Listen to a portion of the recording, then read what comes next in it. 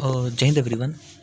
जैसा कि आप सभी को पता है कि इस टाइम पे जो हमारा सबसे प्रीशियस जो एग्ज़ाम हमारे पास है इट इज़ एसएससी जीडी, जो हमारे यूनिफॉर्म के ड्रीम को पूरा करता है। ठीक है। और इसके एग्ज़ाम में अप्रॉक्स हमारे पास आज 45 डेज़ बचे हैं। ठीक है, मतलब अप्रॉक्स मतलब अराउंड 1.5 मंथ में आपका ये एग्ज़ाम कंडक्ट होने वाला है। ठीक है।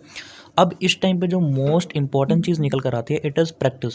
आप जितनी इस टाइम पे प्रैक्टिस कर सकते हो उतनी आपको प्रैक्टिस करनी है।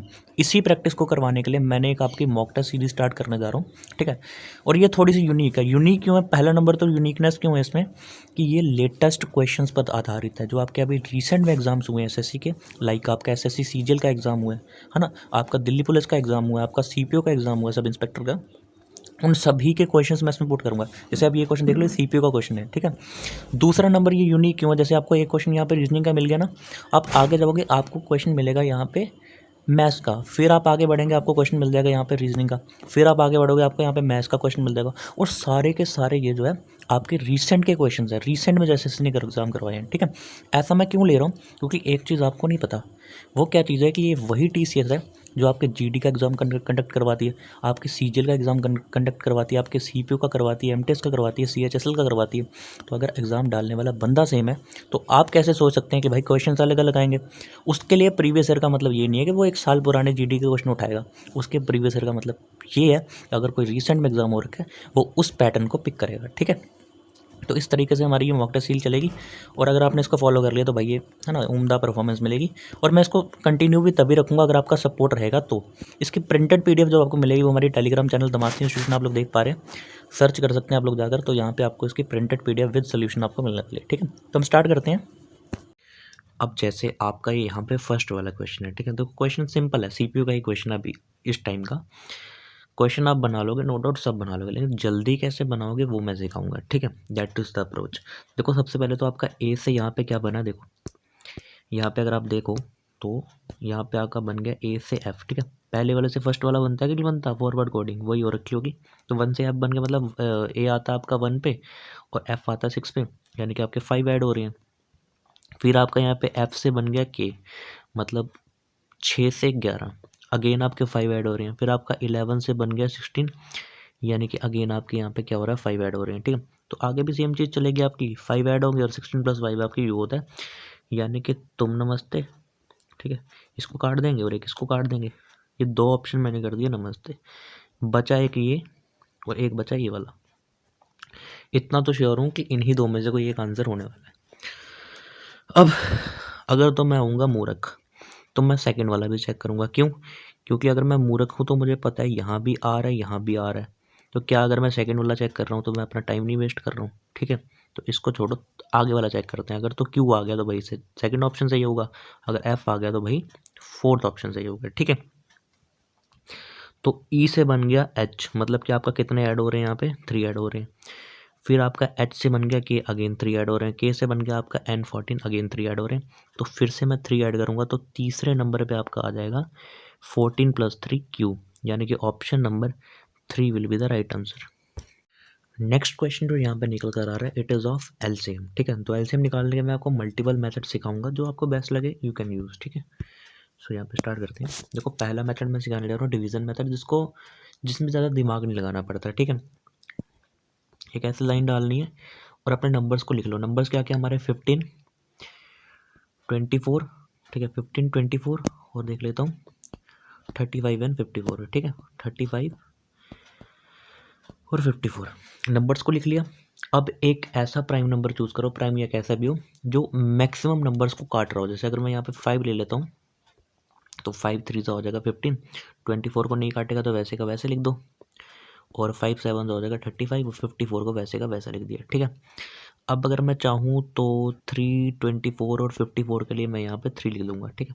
तो 3 × 1 = 3, 24 जाएगा 8 टाइम्स, 7 तो जाएगा नहीं, और 54 तब आ जाएगा 1 और 8 टाइम्स। ठीक है। तो बेसिकली मेरा मोटिव पता क्या है? मेरा मोटिव है जैसे ये 1 बन चुका है ना, इन तीनों को भी 1 बनाना है। तो उसके लिए मुझे जिस हद तक गिरना पड़ेगा मैं गिरूँगा। ठीक है। तो यहाँ पे मैं अब ले लूँगा, चलो मैं 2 ले लेता हूँ ताकि मेरा 8 और 18 का काम समाप्त हो जाए। तो ये 1 है, ये 4 पे आ जाएगा, ये 7 पे आ जाएगा और ये आ जाएगा 9 पे। अब किसी दो के लिए तो मुझे नहीं मिल रहा, तो मैं एक काम करता हूँ, एक एक बार सबको ले लेता हूँ। जैसे अगर मैं 4 ले लूँगा पहले, तो ये तो 1 बना हुआ, ये 1 बन जाएगा, ये 7 और 9 ही रह जाएगा। अब मैं 7 ले लेता हूँ, तो ये 1 1 और ये बन जाएगा 1 और ये बन जाएगा 9। अब एक बार 9 ले लेता हूँ, तो 1 1 1 1। तो यही हमारा मोटिव था, हमारा मोटिव हुआ कंप्लीट। जब ये 1 1 1 सब बन जाएंगे, तो फिर इन सभी को उठाकर मल्टीप्लाई कर देना, ठीक है। एक बार मल्टीप्लाई कर लेते हैं, तो ये आपका निकलेगा 5 3 ज़ा 15, 15 2 ज़ा 30, 30 4 ज़ा 120, 120 को आप कर लो 7 टाइम्स, तो ये आपका बन जाएगा 840। और 840 को जब आप 9 से मल्टीप्लाई करोगे, सो ये आपका निकल कर आएगा 7560, ठीक है। 7560 will be the right answer. तो यहाँ पे आपका 7560 आपका आंसर हो जाएगा, ठीक है। एलसीएम निकालने के लिए दूसरा मेथड जो आप यूज़ कर सकते हो, इट इज़ प्राइम फैक्टराइजेशन। इसमें क्या करना रहता है आपको, हर एक को उठा लो।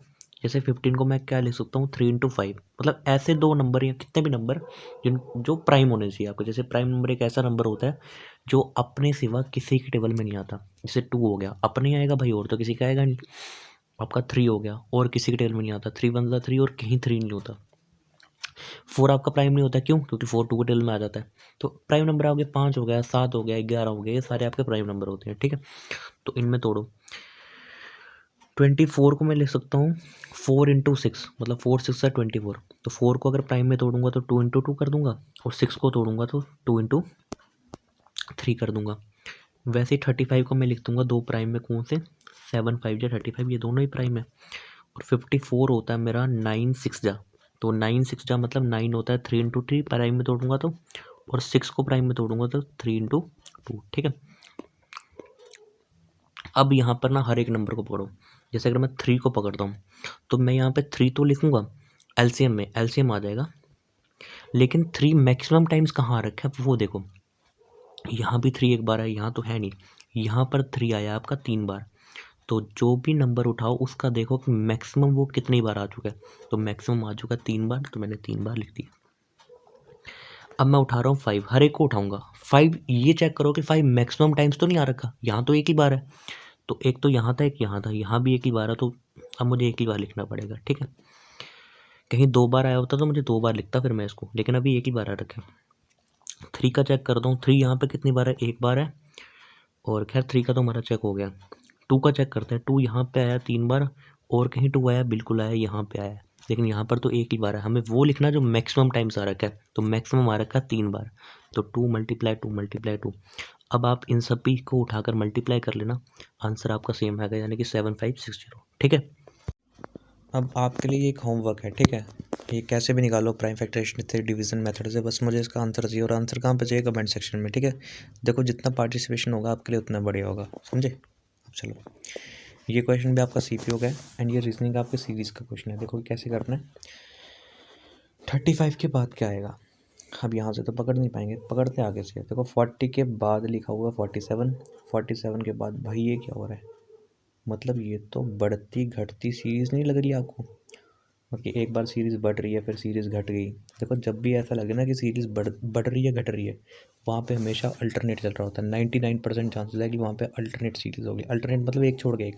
जैसे यहाँ पकड़ो, 40 के बाद एक छोड़ दो, 45, कितना ऐड हुआ है? 5 ऐड हुआ है। 47 में देखो कितना ऐड हुआ होगा? 5, मतलब यहाँ भी 5 ऐड हो रहा है, यहाँ भी 5 ऐड हो रहा है। इट मीन्स कि यहाँ भी कहीं ना कहीं 5 ही ऐड हुआ होगा। तो आप देख पा रहे हैं बिल्कुल 5 ऐड हो रहा है, ठीक है। तो अगर यहाँ भी 5 ऐड हो रहा है, तो यहाँ भी 5 ऐड होकर कुछ 47 बना होगा। तो बताओ मैं किस में 5 ऐड करूँगी 47 बन जाए? तो आप बोलोगे 42, ठीक है। तो इस तरीके से क्वेश्चन होगा। नेक्स्ट क्वेश्चन हमारे सामने यहाँ पे कौन से है, ठीक है। और देखो 3D के बहुत सारे क्वेश्चन आपके जीडी में आते हैं। तो कौन के लिए सबसे पहले तो कौन का पूछा क्या हुआ, देखो पूछी हुई हमें वॉल्यूम, ठीक है। कुछ देकर कुछ पूछा होगा, तो आपको यहाँ पे हाइट दी हुई है, कुछ आपको दिया हुआ है diameter of the circular base, और आपसे पूछी क्या है? वॉल्यूम। अब देखो कौन की वॉल्यूम का जो फॉर्मूला होता है वो होता है आपका 1/3 पाई आर स्क्वायर एच। यहाँ पे जो आर होता है वो रेडियस ऑफ बेस होता है, जो आपको दिया हुआ है, यहाँ पे नहीं दिया हुआ है, ठीक है, नहीं दिया हुआ। और एक होती है आपकी हाइट। अब आपको एक चीज़ पता है, फॉर्मूला तो आपका ये वाला अप्लाई होगा, 1/3 पाई आर स्क्वायर एच। लेकिन देखो आर कहाँ से निकाले? हाइट तो दी हुई है 1/3, चलो ठीक है, पाई होता है आपका 22/7। लेकिन आर कहाँ से निकालेंगे? देखो ये दिया हुआ आपको diameter of the circular base. हमेशा जब भी डायमीटर दिया हो तो जब आप डायमीटर का आधा करते हैं तो वही आपका क्या होता है, वही आपका होता है रेडियस। यानी कि अगर डायमीटर आपका 12 है तो रेडियस आपका हो जाएगा कितना, 6। ठीक है, तो सिंपली यहाँ पे पुट कर दो। फॉर्मूले में जब मैं पुट करूँगा तो ये बनेगा 1/3। पाई मीन्स होता है 22/7 एंड आर स्क्वायर यानी 6 का स्क्वायर करूँगा तो आपका बनेगा 36 और ये आपका बन जाएगा एच मतलब हाइट आपकी दे रखी है यहाँ पे 7 से 7 आपका कट आउट हो जाएगा। 3 1 ज़ा 3, 3 1 2 12 ज़ा, और 12 को जब आप 22 से मल्टीप्लाई करोगे तो ये आपका आ जाएगा 22 2 ज़ा 24 और ये आपका बन जाएगा भाई 26, यानी कि 264 cubic centimetre will be the right answer. Okay, अब सेम इसी फॉर्मूले पे मैं आपको एक होमवर्क दे रहा हूँ। होमवर्क में देखो मैं ये कह रहा हूँ आपको, रेडियस मैंने आपको दे दिया, हाइट मैंने आपको दे दिया, मैंने आपसे वॉल्यूम पूछी है, यही आपका कोण है। ठीक है, तो वही फॉर्मूला आपका 1/3 पाई आर स्क्वायर एच आप अप्लाई करेंगे तो आपका आंसर निकल कर आ जाएगा। ठीक है, बढ़ते हैं नेक्स्ट क्वेश्चन की तरफ। सो नेक्स्ट क्वेश्चन इज, ये आपका मैथ्स का ही क्वेश्चन है आपका। The product of two number is 726 and HCF is 11, find the LCM. देखो एक फॉर्मूला होता है आपका, बेसिक कॉन्सेप्ट है क्लास 10 का। देखो सारे सीपीयू के क्वेश्चन है, ठीक है, आपको लगता है टफ क्वेश्चन आते हैं लेकिन चिंदी क्वेश्चन भी आते हैं, एलसीएम एचसीएफ के तो बिल्कुल चिंदी आते हैं। तो एक फॉर्मूला आपका बचपन में हुआ करता था कि जब भी हम एलसीएम और एचसीएफ को मल्टीप्लाई करते हैं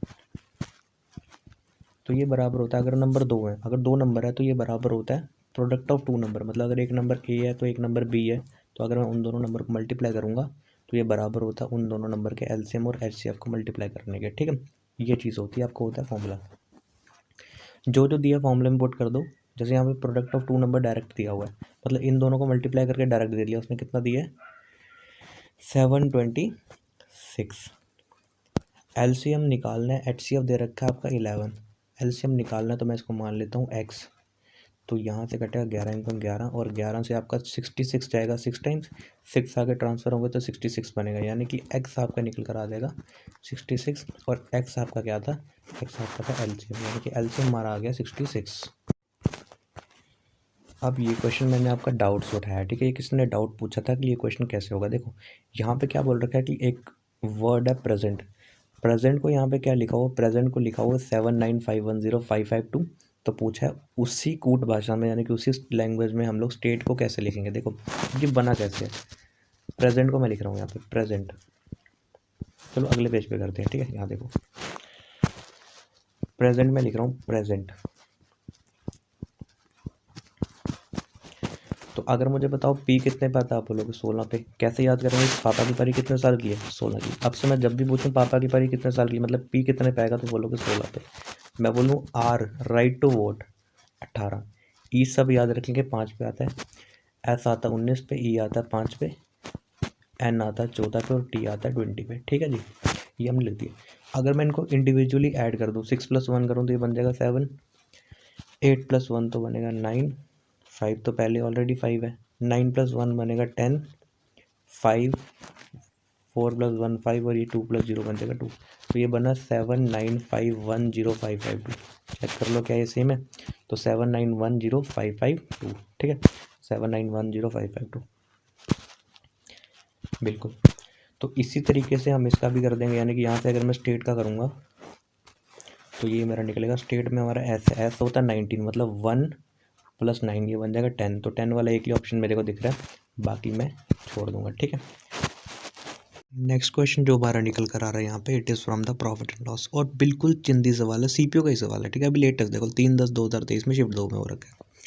देखो करना कैसे है इसको, यहाँ पे होता क्या ना, एक आपको दी होती है एमपी। देखो यहाँ पे क्या बोल रहा है, हिंदी में पढ़ देता हूँ कि इफ़ द इंग्लिश वाले इंग्लिश में पढ़ लो। चलो देखो, if the mark price is 75% more than the cost price and discount of 40% is a lot on the mark price, तो बताओ परसेंटेज प्रॉफिट क्या होगा। देखो अब हिंदी वालों का इन्होंने बोला कि अगर अंकित मूल्य मतलब मार्क प्राइस जो है वो क्रय मूल्य मतलब कॉस्ट प्राइस से 75% ज़्यादा पर मार्क है। देखो ऐसे क्वेश्चन में हमेशा क्या करना है, एक लिखना सीपी, बीच में लिखना एसपी और आगे में लिखना एमपी।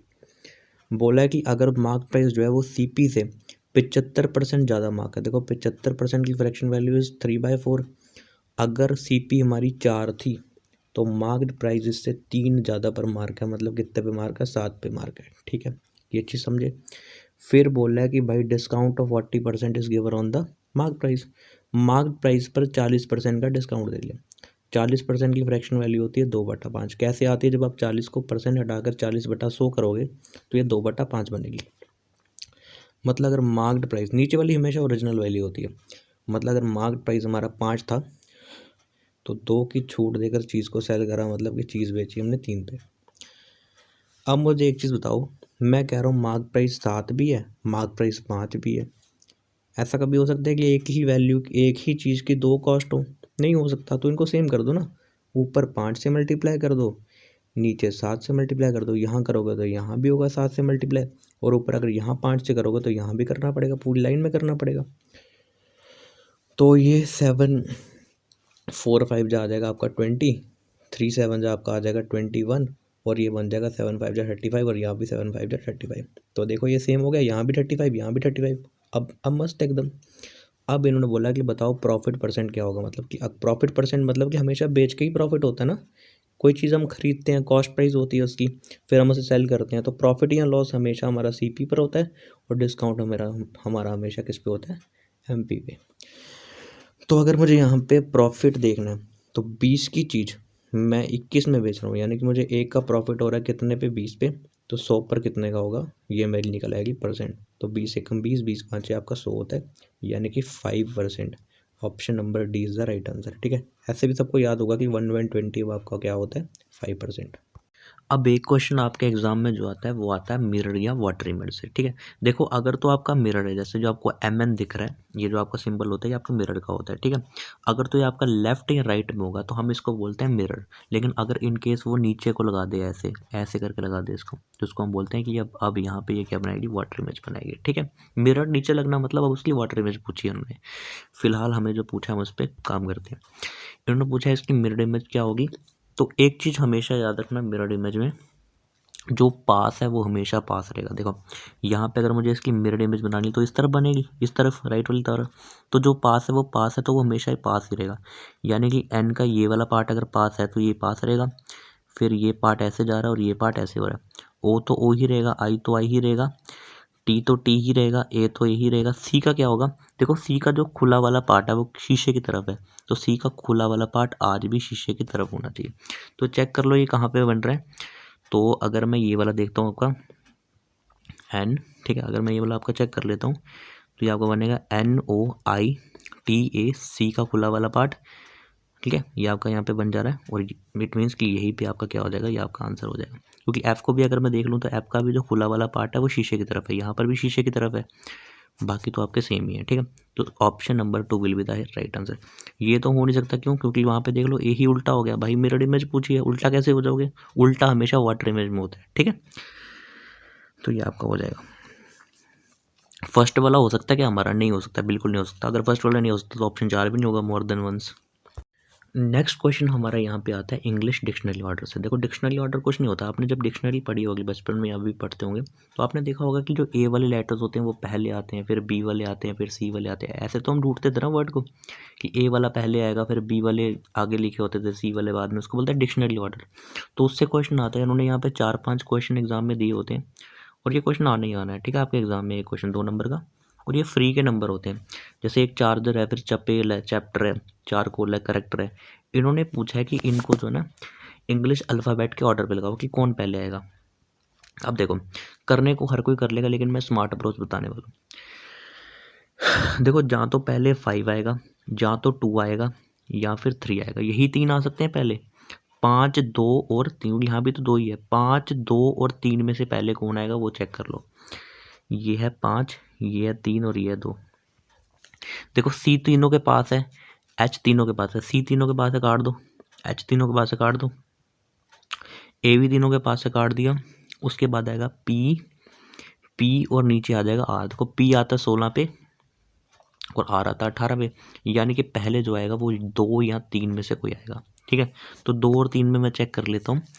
2 और 3 में कौन पहले आएगा? तो पी के बाद यहाँ पे लिखा हुआ है ई और यहाँ पे लिखा हुआ है टी, यानी कि पी के बाद अगर मैं ई लिखता हूँ तो ई 5 पे आता है और टी आता है 20 पे, यानी कि 5 वाला पहले आएगा। इट मीन्स कि ना तो 5 वाला पहले आएगा, ना तो 3 वाला, 2 वाला ऑप्शन पहले आएगा। अब 2 वाले भी 2 हैं। अब वो तो मूर्ख होगा भाई जो पूरा चेक करेगा। मैं तो क्या चेक कर लूँगा, मैं तो इसका सेकंड वाला चेक कर लूँगा सिर्फ, कि या तो 5 पहले आएगा या तो 3 पहले। देखो ध्यान से देखो, अगर इसमें सेकंड वाला चेक कर दूँ, पहले वाला तो चेक हो गया, 2 तो पहले आएगा, उसके बाद या तो 5 आएगा या तो 3 आएगा। तो मैं 5 और 3 में कॉम्पिटिशन करा लेता हूँ। अब देखो CH दोनों के पास है, AA दोनों के पास है, फिर यहाँ पे P है और यहाँ पे है R। देखो ध्यान देखो, यहाँ पे P है और यहाँ पे R। बताओ P पहले आता है कि R पहले आता है? P आता है 16 पे, पापा की परी 16 साल की, और R आता है 18 पे, मतलब कि इंडियन जो आपका राइट टू वोट है वो आपका 18 है। तो पहले पापा की परी आएगी, तो 2 के बाद आना चाहिए 3, यानी कि option number 3 will be the right answer. ठीक है, ये मुझे करने में टाइम लगेगा क्योंकि मुझे आपको समझाना है। एग्जाम में आप करोगे तो भाई देखते ही फोड़ दोगे। ठीक है, तो सीरीज़ पसंद आई हो तो भाई कमेंट ज़रूर करना। PDF के लिए टेलीग्राम चैनल में आपको स्टार्टिंग में बता चुका हूँ। ठीक है, एक बार दिखा देता हूँ मैं आपको।